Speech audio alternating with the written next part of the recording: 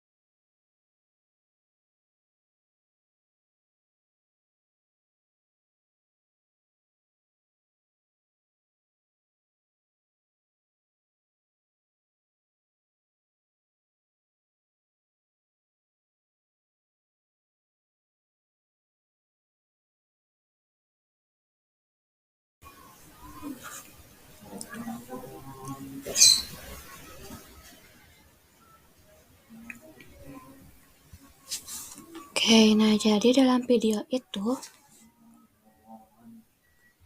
menerangkan tentang pelarutan garam dalam air, yang mana garam yang memiliki rumus kimia NaCl ketika dimasukkan ke dalam air, maka secara makroskopik mungkin banyak yang mengira akan menghilang. Itu salah. Nah, di sini garam NaCl ini akan berubah wujud dari fasa solid menjadi akuos larutan. Dapat dilihat ya di sini penyusun garam atau ion-ion penyusun garam NaCl yang berupa Na+ dan Cl- akan ditarik oleh molekul H2O sehingga dapat larut. Kita lihat di sini persamaan reaksinya, yakni ketika NaCl solid dimasukkan ke dalam air maka akan menjadi NaCl aqueous yang larut dalam air, di mana diurai penyusun ionnya itu ada Na+ aqueous dan Cl- aqueous. Lalu apa hubungannya dengan keseimbangan kelarutan? Nah, di sini ketika kita terus menambahkan garam, akan tiba suatu titik di mana garam tampak tidak larut lagi. Kondisi ini menyatakan garam telah mencapai titik batas kelarutan dan larutan akan jenuh. Nah, jadi ketika kita terus-menerus menambahkan garam, akan ada titik di mana garam itu tidak akan larut lagi dalam air tersebut, sehingga akan menjadi jenuh. Dan NaCl ini akan menjadi suka larut dan mengalami keseimbangan dengan Na+ aqueous dan Cl- aqueous. Selanjutnya, jadi apa sih itu kelarutan? Nah, kelarutan atau solubility yang dilambangkan dengan S, yakni jumlah maksimum zat yang dapat larut dalam sejumlah tertentu pelarut. Nah, misalkan tadi kita lihat video pelarutan garam, dan tadi dikatakan ketika terus ditambahkan garam, akan tiba garam itu tidak akan larut lagi. Misalkan awalnya kita memasukkan 12 gram garam ke dalam 50 gram air.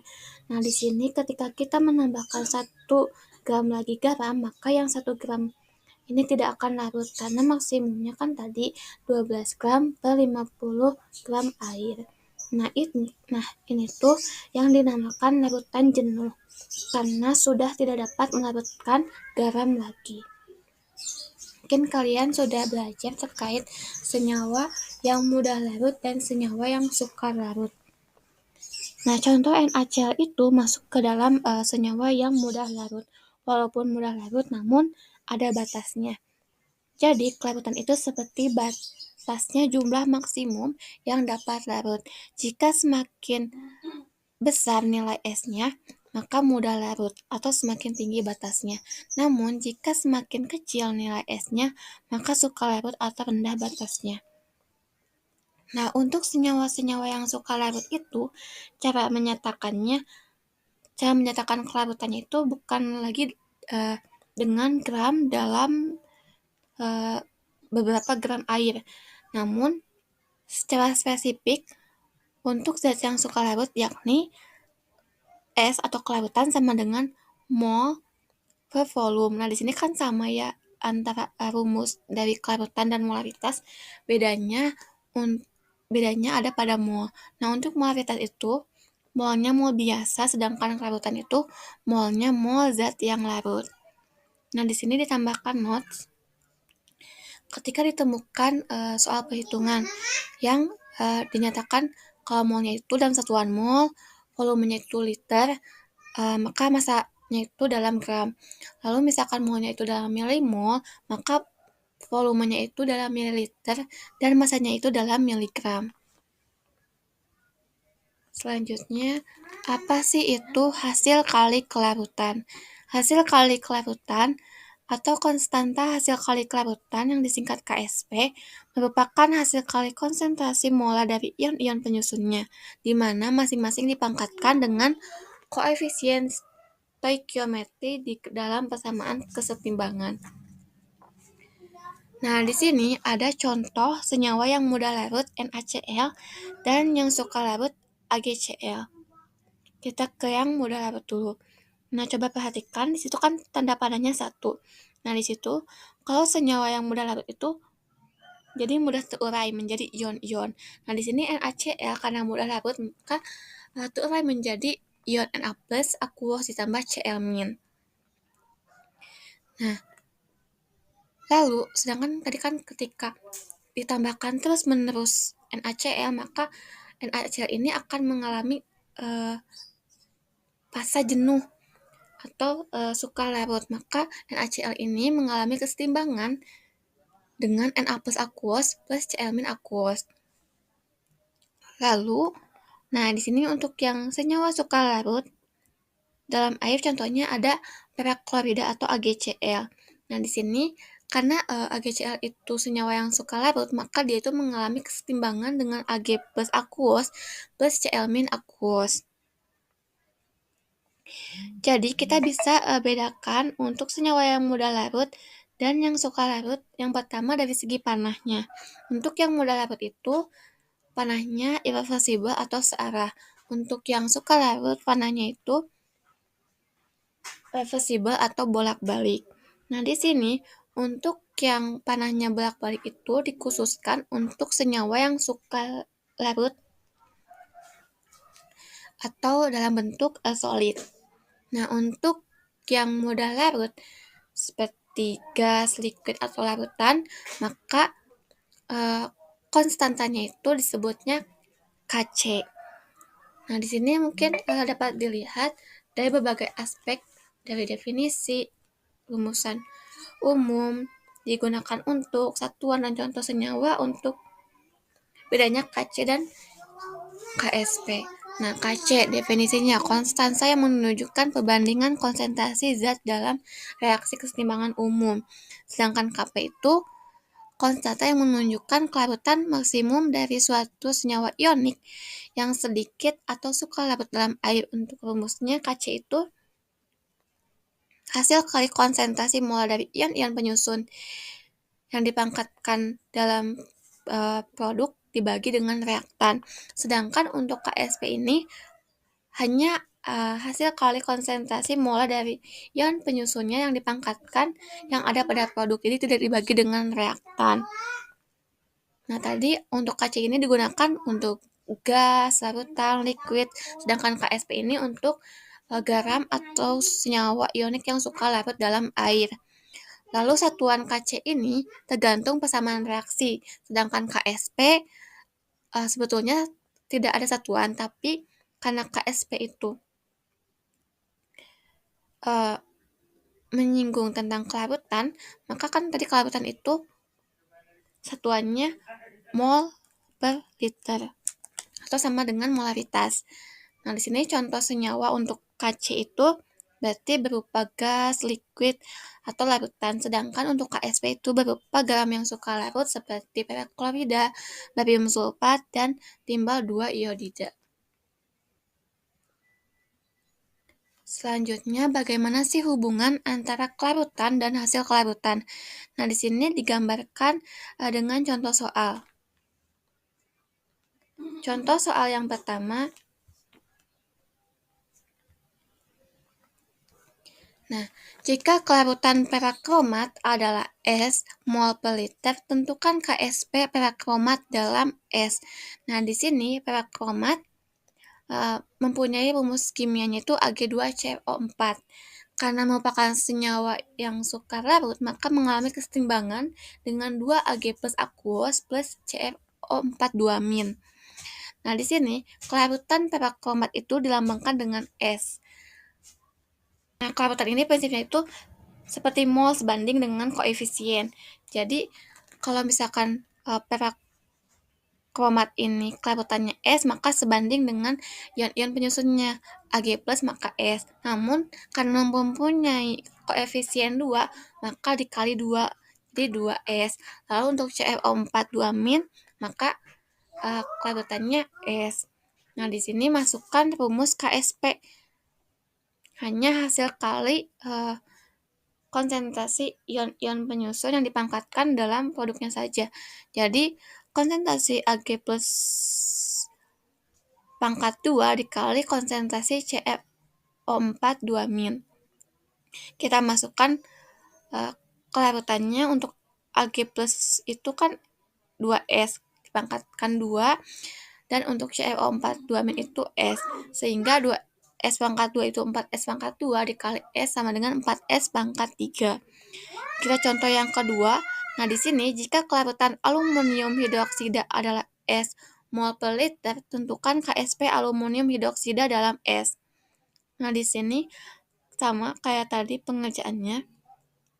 Aluminium hidroksida itu kan mempunyai rumus kimia AlOH 3 kali, yang merupakan senyawa suka larut, sehingga mengalami kesetimbangan dengan Al3 plus aqueous plus 3OH- aqueous. Nah, di sini aluminium hidroksida itu kelarutannya dilambangkan dengan S, berarti sebanding dengan Al3 plus sebanding dengan OH-. Namun untuk OH- karena mempunyai koefisien 3, maka dikalikan 3 menjadi 3S. Sehingga KSP-nya konsentrasi Al3 plus dikali konsentrasi OH- dipangkatkan 3. Konsentrasi Al3 plus itu S, sedangkan OH- itu 3S yang dipangkatkan 3. Sehingga KSP-nya itu S dikali 3S pangkat 3. 3S pangkat 3 kan 27S pangkat 3 dikali S sama dengan 27S pangkat 4. Nah, di sini sehingga hubungan kelarutan dan hasil kelarutan dapat digambarkan dengan persamaan kesetimbangan senyawa AX/BY, di mana misalkan yang tadi Ag2CO4 berarti AX itu Ag2 dan BY itu CrO4. Nah, senyawa AX/BY ini merupakan senyawa yang suka larut yang mengalami kesetimbangan dengan XAY plus aqueous, di mana X ini adalah koefisien ditambah YB, Y- aqueous, di mana Y yang di depannya itu merupakan koefisien. Lalu diketahui kelarutannya untuk AX/BY ini S sebanding dengan ion Y plus S, karena mempunyai koefisien berarti dikali dengan koefisien, begitupun dengan ion BY- dikalikan dengan koefisien Y. Maka kita masukkan ke dalam rumus KSP, yakni konsentrasi AY plus dipangkatkan koefisien X dikali konsentrasi BY- dipangkatkan koefisien Y. Sehingga KSP sama dengan X S pangkat koefisien X dan Y S pangkat koefisien Y.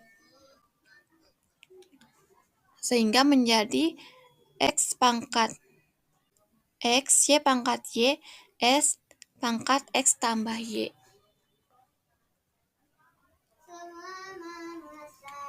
Selanjutnya kita ke contoh hubungan kelarutan dan hasil kelarutan. Di sini ditemukan contoh soalnya itu kelarutan timbal 2 iodida pada suhu 25 derajat Celcius adalah 0,415 mg dalam 250 ml air. Jika diketahui ARPB-nya itu 207 dan I-nya itu 127, tentukan kelarutan dan nilai KSP dari timbal 2 iodida tersebut.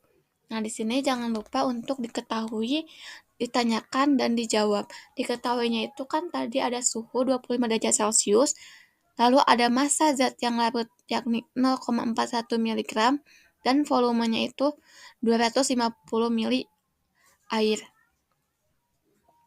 Lalu ditanyakannya itu kelarutan dan KSP dari timbal 2 iodida. Dijawab, kita tentukan nilai kelarutan.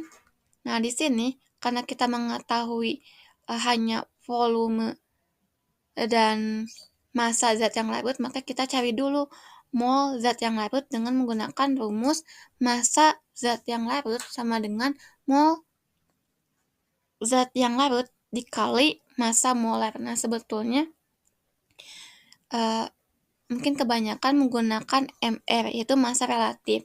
Karena MR itu tidak mempunyai satuan, maka kita harus menggunakan MM yang memiliki kesatuan untuk menjaga konsistensi satuan dalam perhitungan. Sehingga menggunakan massa molar yang mempunyai satuannya itu gram per mol. Kita masukkan nilai massa zat yang larutnya itu 0,415 mg, lalu sama dengan mol zat yang larut dikali massa molarnya itu tadi untuk PbI2, Pb kan 207, iodium kan 127, karena ada 2 berarti dikali 2 menjadi 254, sehingga dihasilkan massa molar untuk PbI2-nya itu 460 gram per mol. Nah, di sini karena massa zat yang larutnya itu miligram, maka kita rubah gram per mol ini menjadi miligram per mol dengan dikali 1000, sehingga menjadi 461.000 miligram per mol. Lalu mol zat yang larut sama dengan 0,000009 mol. Atau kita konversikan ke milimol, karena kan ini kan volumenya ya. Untuk mempermudah menghitung kelarutan di sini, maka kita ubah ke milimol, sehingga dikali 1000 menjadi 9 kali 10 pangkat min 4 milimol. Lalu kita masukkan ke nilai ke rumus kelarutan. Nah, di sini kan mol zat yang larut per volume sama dengan 9 kali 10 pangkat min 4 milimol per 200 mili. Dihasilkan 3,6 kali 10 pangkat min 6 milimol per mililiter. Nah, di sini untuk kelarutan kan satuannya itu mol per liter. Maka di sini milimol itu diubah ke mol dengan dibagi 1000, lalu mili ke liternya itu dengan dikali 1000, maka dihasilkan 3,6 kali 10 pangkat min 6 mol per liter. Lalu kita tentukan nilai KSP. Kita tulis dulu reaksi kesetimbangan dari senyawa sekalarut, yakni PbI2 yang mengalami kesetimbangan dengan Pb2 plus akuos dan 2 imin akuos. Nah, di sini kelarutannya itu kita nyatakan dulu dengan lambang S yang sebanding dengan ion-ion penyusunnya, berarti sini S dan di sini S. Karena imin mempunyai koefisien 2, maka dikalikan 2 menjadi 2S. Kita masukkan ke rumus KSP. KSP sama dengan konsentrasi Pb2 plus aqueous. Konsentrasi Pb2 plus dikali konsentrasi imin yang dipangkatkan 2. Pb2 plus kan S, lalu imin kan 2S yang dipangkatkan 2 menjadi 4S pangkat 2 dikali S, sehingga hasilnya 4S pangkat 3. Nah, di sini kita masukkan nilai S-nya menjadi 4 kali 3,6 kali 10 pangkat min 6 yang dipangkatkan 3. Hasilnya itu 4,66 kali 10 pangkat min 17 dikali 4, sehingga hasil KSP-nya itu 1,86 kali 10 pangkat min 16. Kita lanjut. Nah, di sini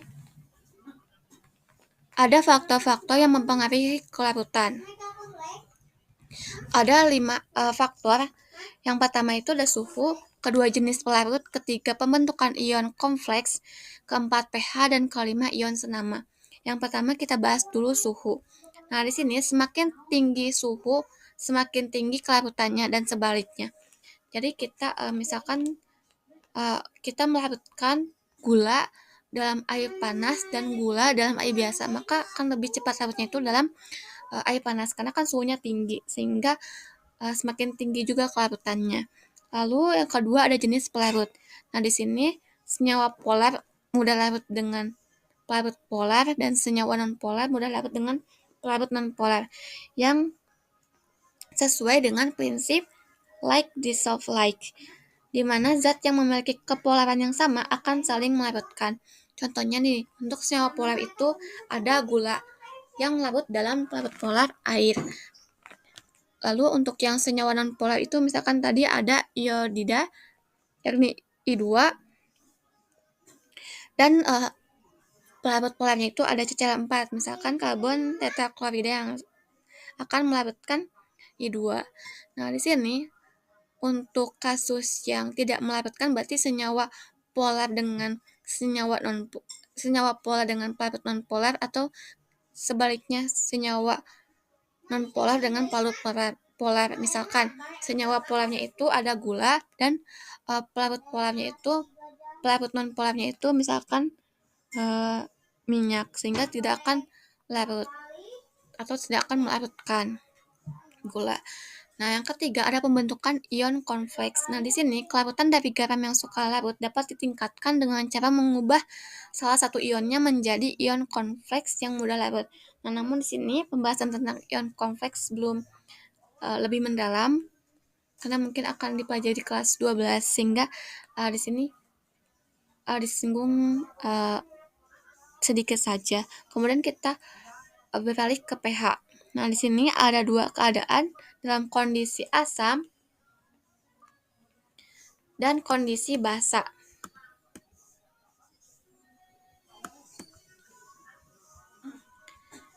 Oke, di sini dalam kondisi asam dapat meningkatkan kelarutan garam dengan anion basa lemah.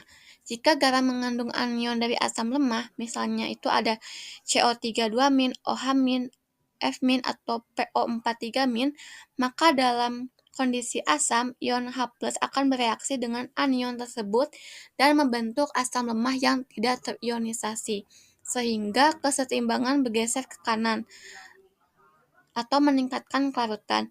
Misalkan contohnya di sini ada CaCO3 yang merupakan senyawa yang suka larut mengalami kesetimbangan dengan Ca2+ aqueous ditambah CO32- aqueous. Nah, di sini ketika ditambahkan larutan asam yang memiliki ion H+ akan bereaksi dengan anion. Anion kan adalah ion negatif. Maka ion negatif di sini adalah ion CO32-, sehingga akan membentuk H2CO3 atau asam karbonat yang mudah terurai menjadi CO2 dan H2O. Akibatnya kesetimbangan ini akan bergeser ke arah kanan sehingga CaCO3 itu lebih mudah larut.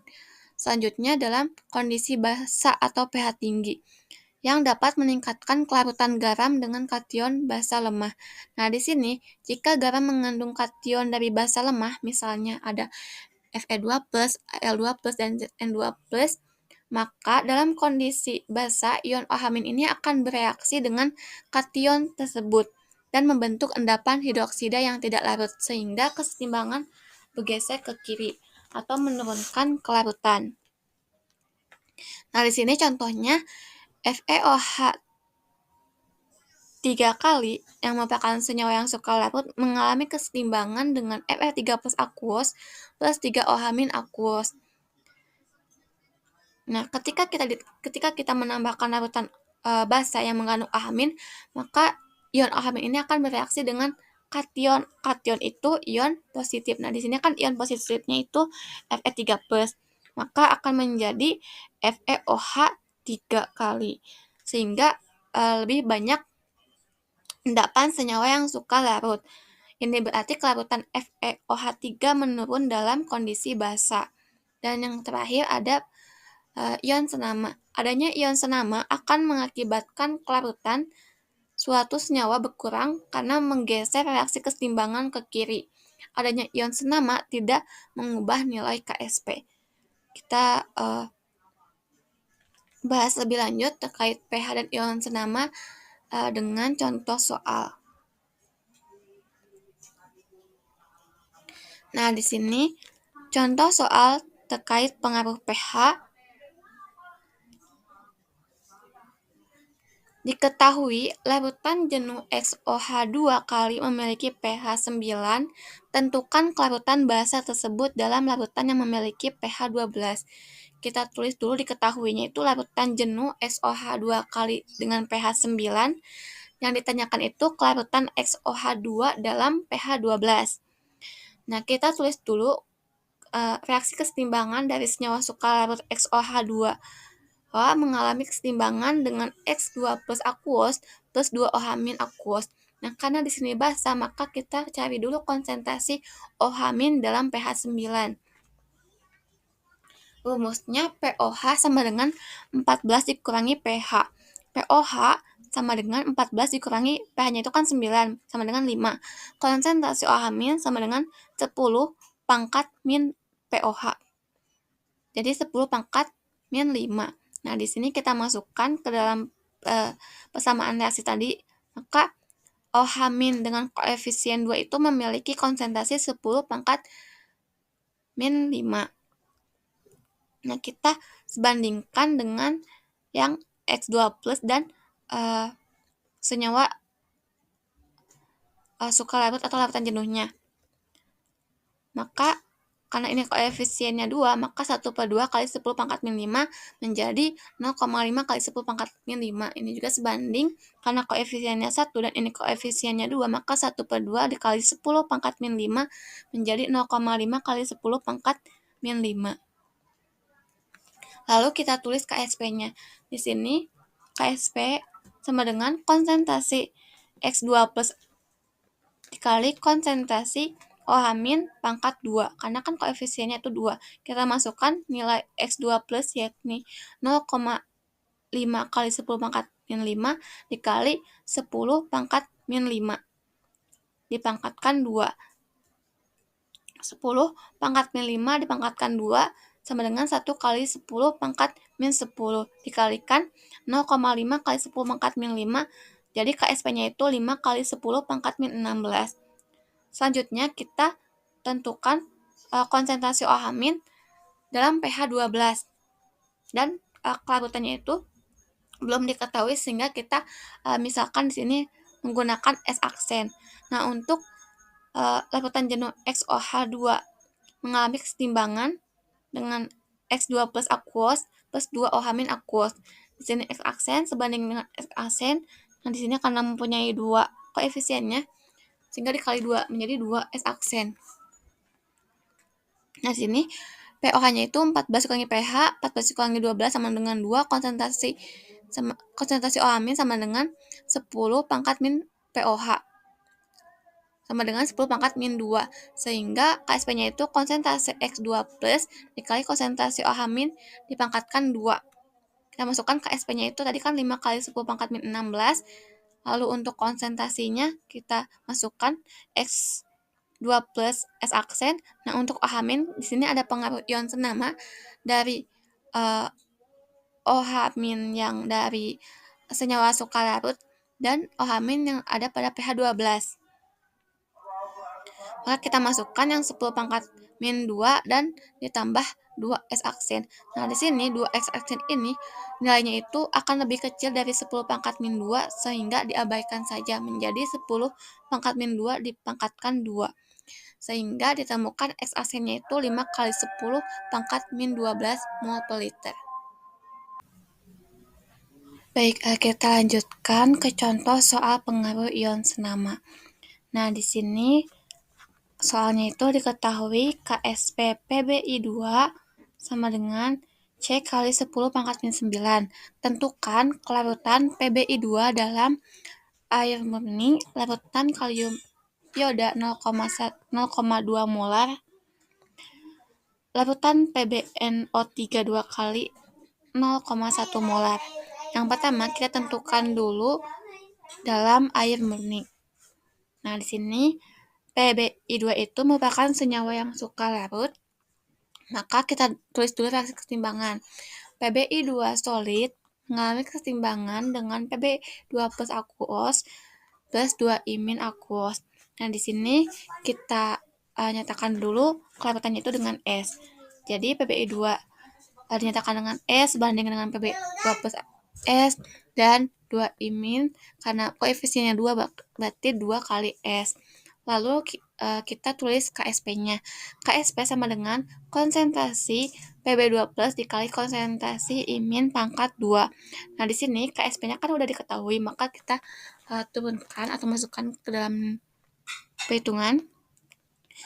Jadi 7 kali 10 pangkat min 9 sama dengan PB2 plus kan S, dan I min 2S dipangkatkan 2. 2S dipangkatkan 2 menjadi 4S pangkat 2 dikali S sama dengan 4S pangkat 3. Sehingga S pangkat 3 sama dengan 7 kali 10 pangkat min 9 per 4. Sama dengan S-nya, S pangkat 3 sama dengan 1,75 kali 10 pangkat min 9. Jadi, S akar 3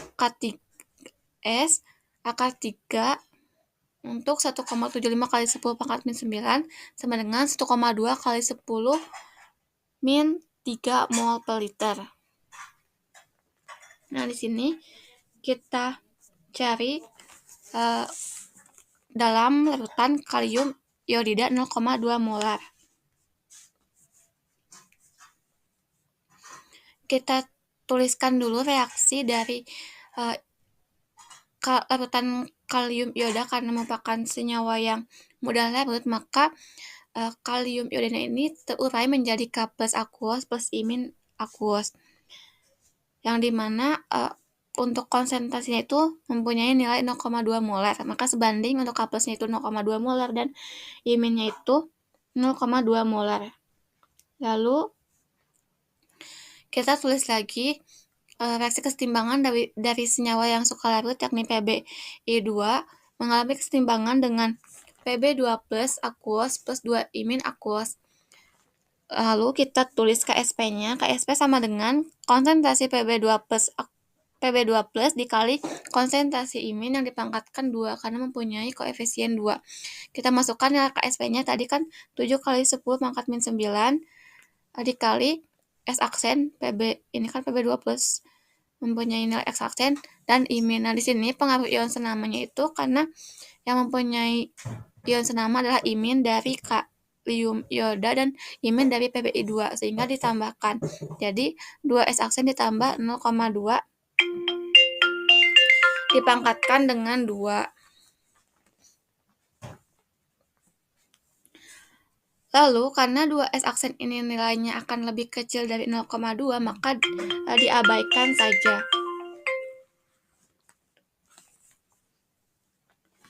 Nah, sehingga kita tulis 7 kali 10 pangkat min 9 sama dengan S aksen dikali 0,2 pangkat 2, sehingga 0,2 pangkat 2 itu kan 0,04.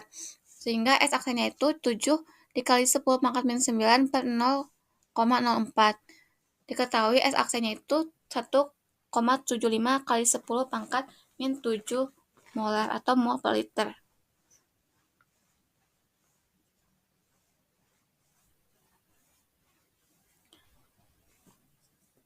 Selanjutnya kita ke yang larutan PbNO3 2 kali dalam 0,1 molar. Sama PbNO3 2 kali itu merupakan senyawa yang mudah larut sehingga terurai menjadi Pb2 plus aqueous dan 2NO3 min aqueous. Nah, di sini mempunyai kelarutannya itu 0,1, maka sebanding untuk PbNO3 2 0,1, Pb2 plus 0,1, dan untuk 2NO3 karena koefisiennya 2 maka dikalikan 2 sehingga nilainya itu 0,2.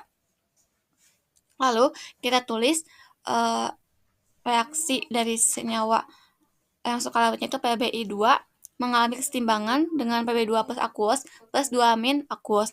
Nah, di sini karena tadi yang S aksen yang tanda petiknya 1, untuk membedakan kita tanda petiknya 2. Jadi S aksen sebanding dengan S aksen sebanding dengan X aksen. Namun karena ada koefisien 2 maka dikalikan 2 menjadi 2S aksen.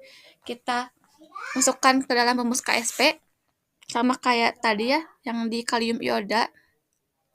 KSP-nya itu 7 kali 10 pangkat min 9 sama dengan konsentrasi Pb2+ itu. Nah, di sini yang ion senamanya itu Pb2+ dari PbNO32 dan dari PbI2, sehingga dimasukkan 0,1 ditambah S aksen dikali 2 S aksen yang dipangkatkan 2. 2 S aksen dipangkatkan 2 berarti 4 S aksen 2. Nah, di sini S aksen yang ini itu kan nilainya akan lebih kecil dari 0,1 sehingga tidak dianggap atau diabaikan saja. Sehingga 7 kali 10 pangkat min 9 sama dengan 0,4 S aksen pangkat 2. S aksen pangkat 2 sama dengan 7 kali 10 pangkat min 9 per 0,4. Sehingga S aksen pangkat 2 sama dengan 1,75 kali 10 pangkat min 8. S aksen akar dari 1,75 kali 10 pangkat min 8 sama dengan 1,32 kali 10 pangkat min 4. Nah, di sini perlu diingat ketika pangkatnya itu semakin besar, maka kelarutannya itu semakin kecil. Pangkatnya semakin besar, maka kelarutannya itu semakin kecil. Nah, kan tadi dibahas ya, untuk pengaruh ion senama itu akan bergeser ke kiri, maka kelarutannya itu akan semakin menurun dan bergeser ke arah kiri, yang dimana berarti menambah zat yang suka larut. Nah, itu terbukti karena ketika mempunyai ion senama, kita bandingkan air murni dan larutan Ki, ketika mengandung ion senama, maka larutannya itu akan semakin kecil. Begitupun dengan PbNO3, ketika mengandung ion senama dibandingkan dengan air murni, maka larutannya itu akan semakin kecil. Kita next. Oke, di sini kita bahas terkait reaksi pengendapan. Nah, reaksi pengendapan itu apa? Reaksi pengendapan merupakan reaksi yang menghasilkan senyawa yang suka larut dalam air. Contohnya, reaksi antara larutan barium klorida BaCl2 dengan larutan natrium sulfat Na2SO4. Nah, di sini ketika keduanya direaksikan, maka akan saling tukar pasangan. BaCl2 aqueous ditambah Na2SO4 aqueous menghasilkan BaSO4 solid dan 2NaCl aqueous. Nah, di sini kita tidak bisa menganggap bahwa yang fasanya solid itu tidak bisa larut dan yang fasanya aqueous tidak bisa mengendap. Padahal kan kita sudah belajar mengenai konsep kelarutan pada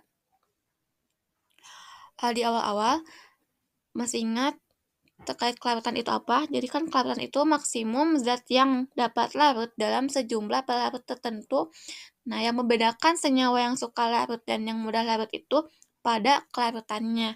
Kelarutan senyawa yang mudah larut itu kan lebih tinggi dibandingkan kelarutan yang senyawa yang suka larut. Nah, kelarutan kecil itu belum tentu mengendap. Bisa juga masih bisa larut, mungkin jumlahnya sangat kecil. Nah, jadi reaksi pengendapan ini belum tentu menghasilkan endapan, tapi menghasilkan senyawa yang suka larut dalam air. Nah, kita lihat secara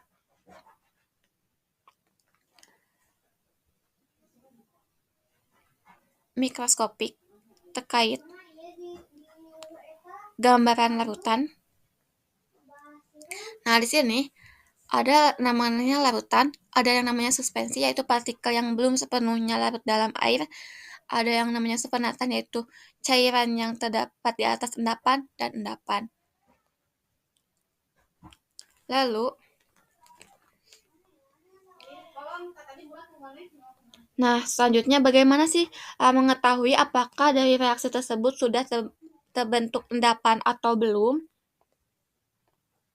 Nah, untuk mengetahui apakah dari reaksi pengendapan sudah terjadi endapan atau belum, dilakukan dengan cara menghitung koesien reaksi atau Q-C yang rumusnya sama dengan KSP.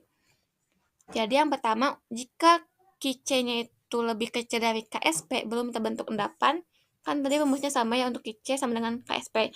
Misalkan hasil kali konsentrasi dari kation dan anion itu masih lebih kecil daripada KSP, berarti kan konsentrasi anion dan kation itu pada larutan masih belum melebihi jumlah maksimumnya. Kalau belum melebihi jumlah maksimum, maka belum terbentuk endapan. Lalu jika Q-C-nya sama dengan KSP, maka tepat akan terbentuk endapan atau larutan tepat jenuh. Lalu Q-C-nya lebih besar dari KSP, maka sudah terbentuk endapan.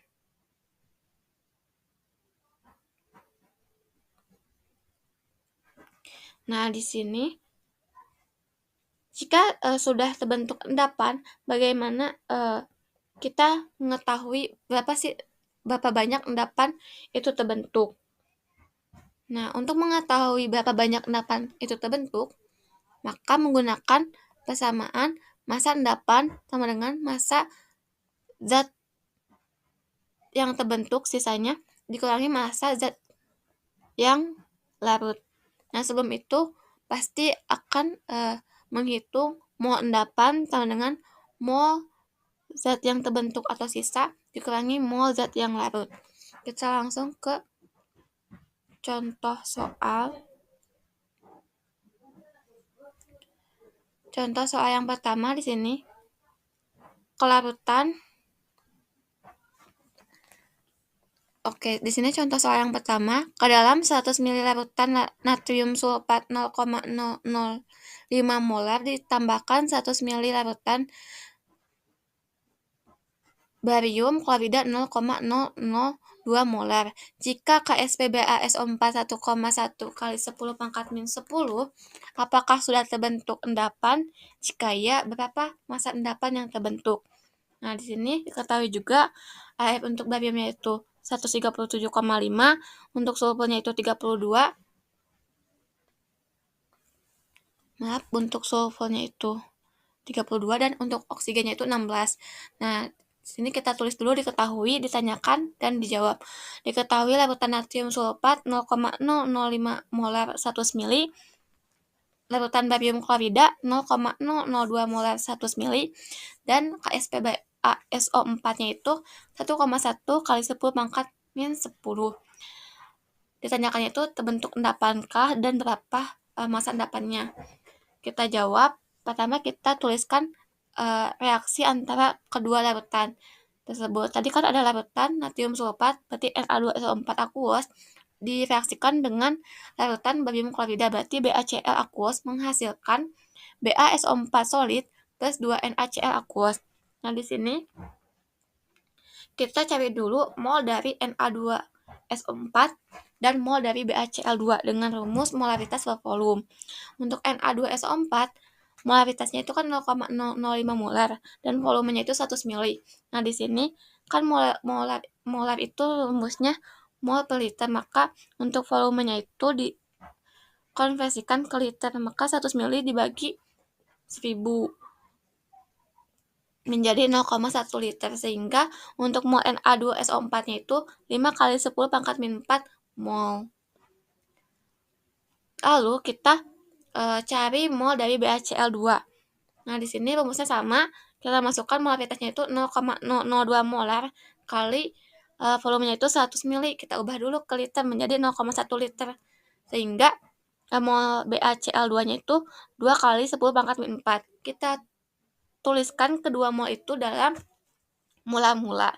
Lalu kita tentukan nih mol untuk yang bereaksi di sini, yang dapat menghabiskan. Nah, di sini kan yang dapat menghabiskan itu mol yang BaCl2, sehingga yang dipakai itu mol yang BaCl2 yakni 2 kali 10 pangkat 4 yang habis, sisanya itu habis.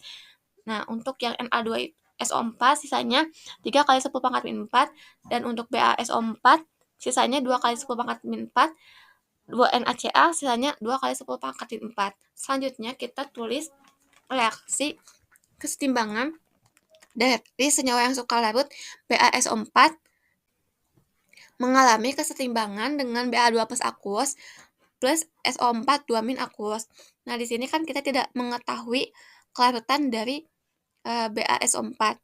Makanya rumusnya mol zat yang larut per volume. Nah, di sini kan mol zat yang larutnya itu yakni 2 kali 10 pangkat min 4 per volume. Volumenya itu volume total antara larutan barium klorida 100 ml dengan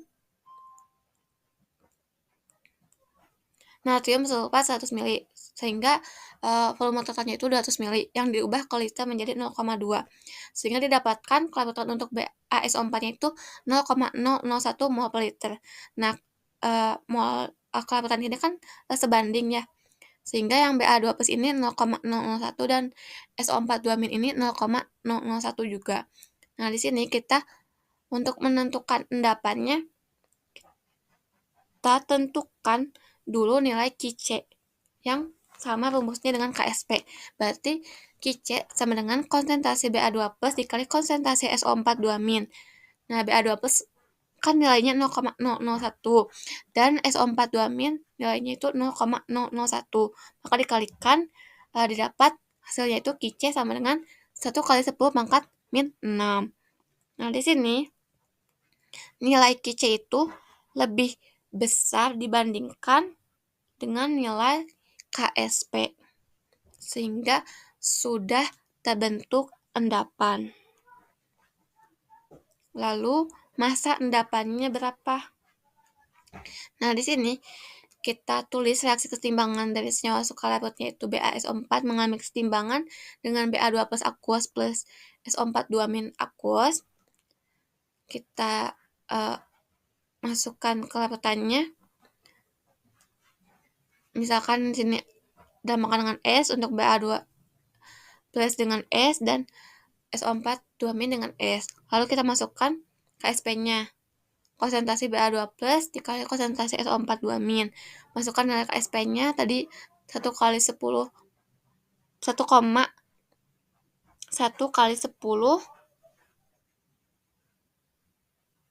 pangkat min 10 sama dengan S kali S. Berarti S kuadrat, S pangkat 2. Nah, di sini untuk mempermudah, berarti yang 1,1 kali 10 pangkat min 10-nya itu diubah dulu atau ditarik ke atas menjadi 11 kali 10 pangkat min 11. Sehingga S sama dengan akar dari 11 kali 10 pangkat min 11. S-nya itu sama dengan 3 kali 10 pangkat min 11 mol per liter. Nah, di sini kelarutan sama dengan mol zat yang larut per volume. S-nya tadi 3 kali 10 pangkat min 11 mol per liter. Mol zat yang larutnya belum diketahui. Dan volumenya itu 0,2 liter, sehingga mol zat yang larutnya itu sama dengan 6 kali 10 pangkat min 12 mol. Nah, kita hitung mol endapan sama dengan mol sisa, mol zat yang terbentuk sisanya, dikurangi mol zat yang larut. Di sini kan BaSO4 sisanya itu 2 kali 10 pangkat min 4, dan untuk mol zat yang larutnya itu sisanya tadi yang kita hitung, mol zat yang larut yang tadi kita hitung 6 kali 10 pangkat min 12, sehingga hasil dari mol endapan yakni 0,0002 mol. Lalu ada massa endapan. Kita hitung massa endapannya dengan rumus mol endapan dikali massa molar. Sama dengan mol endapan tadi didapat 0,0002 mol dikali 233,5 gram per mol. Di sini molnya coret karena yang ditanyakan massa, berarti satuannya itu gram. Sehingga didapat hasilnya 0,0467 gram. Selanjutnya kita ke contoh soal terakhir.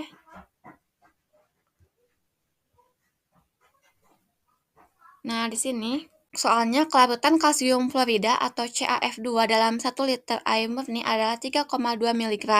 Jika 50 ml larutan kalsium klorida 0,003 molar direaksikan dengan 50 ml larutan natrium fluorida 0,002 molar, apakah sudah terbentuk endapan? Jika iya, berapakah massa endapan yang terbentuk? AFCA-nya itu 40 dan F-nya itu 19.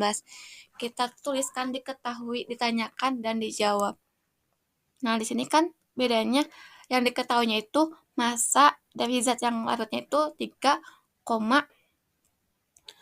mg. Sehingga kita tentukan dulu kelarutan dan KSP-nya. Kelarutan mol zat yang larut per volume. Untuk menentukan mol zat yang larut dengan rumus massa zat yang larut dibagi massa molar. Di sini massa zat yang larutnya itu 3,2 mg dibagi massa molarnya itu 78 gram per mol, dibagi volumenya itu 1 liter. Maka dihasilkan kelarutannya itu 4,1 kali 10 pangkat min 5 mol per liter. Nah, di sini kita tuliskan reaksi kesetimbangan dari senyawa yang suka larutnya itu CaF2 mengalami kesetimbangan dengan Ca2 plus aquos plus 2F min aquos. Nah, di sini kita masukkan nilai kelarutannya itu 4,1 kali 10 pangkat 5, 10 pangkat min 5 sebanding, berarti di sini 4 kali 10, 4,1 kali 10 pangkat min 5. Nah, di sini karena mempunyai koefisien 2, maka dikalikan 24,1 kali 10 pangkat min 5 kali 2 menjadi 8,2 kali 10 pangkat min 5. Lalu kita tulis KSP-nya sama dengan konsentrasi Ca2 plus dikali konsentrasi F min yang dipangkatkan 2. Kita masukkan sehingga didapat nilai KSP-nya itu 2,75 kali 10 pangkat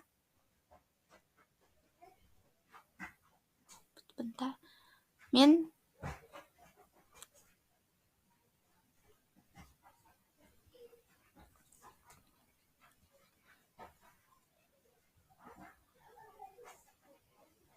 17. Nah, di sini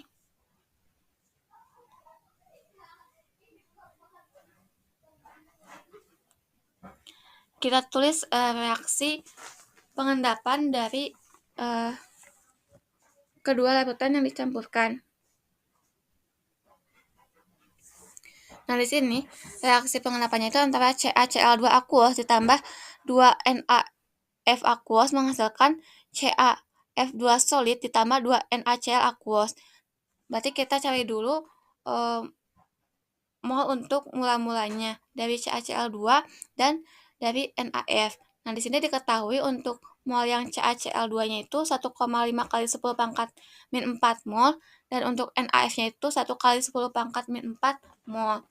Lalu kita cari yang bereaksi ini yang dapat menghabiskan, sehingga di sini diketahui yang dapat menghabiskannya itu yang 1 kali 10 pangkat min 4 atau mol dari NaF. Sehingga yang bereaksinya itu disamakan 1 kali 10 pangkat min 4 untuk CaCl2, 1 kali 10 pangkat min 4 untuk NaF, 1 kali 10 pangkat min 4 untuk CaF2, dan 1 kali 10 pangkat min 4 untuk NaCl. Nah, di sini sisanya untuk CaCl2 0,5 kali 10 pangkat min 4, untuk CaF sisanya 1 kali 10 pangkat min 4, dan NaCl 1 kali 10 pangkat min 4. Lalu kita nah, di sini kita lihat ada pengaruh ion senama. Kan tadi itu senyawa yang suka larut yang dihasilkannya itu kan CaF. Nah, di sini larutannya itu ada yang mengandung kalsium klorida atau ion senamanya itu yang samanya itu adalah Ca+.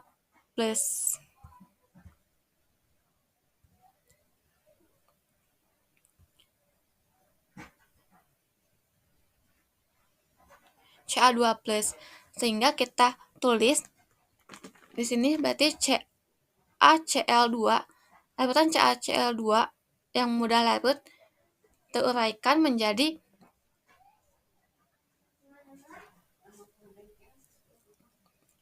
2 Ca plus ditambah 2 Cl min aquos.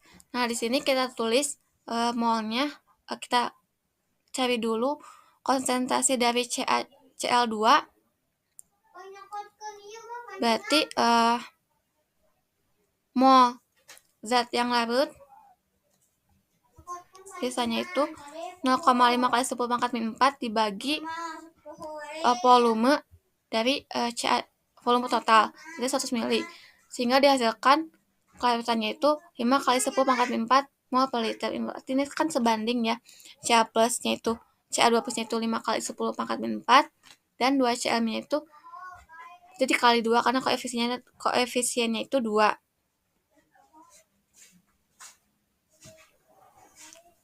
Sehingga hasilnya itu 1 kali 10 pangkat min 3. Nah, di sini kita tulis lagi reaksi keseimbangan dari senyawa yang suka larutnya itu CaF2 solid menghasilkan Ca2 plus aquos plus 2F min aquos. Menghasilkan, kita cari dulu kelarutannya. Berarti mol zat yang larut sisanya tadi CaF itu berarti 1 kali 10 pangkat min 4 per volumenya itu 0,1 liter, sama dengan 1 kali 10 pangkat min 3 mol per liter. Maka ini sebanding, dan kalau ini dikalikan 2, maka 2 kali 10 pangkat min 3. Terus kita cari nilai KC-nya. Konsentrasi KC, kita cari nilai KC-nya sama dengan konsentrasi Ca2+, maaf ya ini 2+ harusnya. Konsentrasi Ca2+ dikali konsentrasi F min pangkat 2. Kita masukkan, karena Ca2+ ini ada dua sumber, yakni dari CaF2 dan dari CaCl2.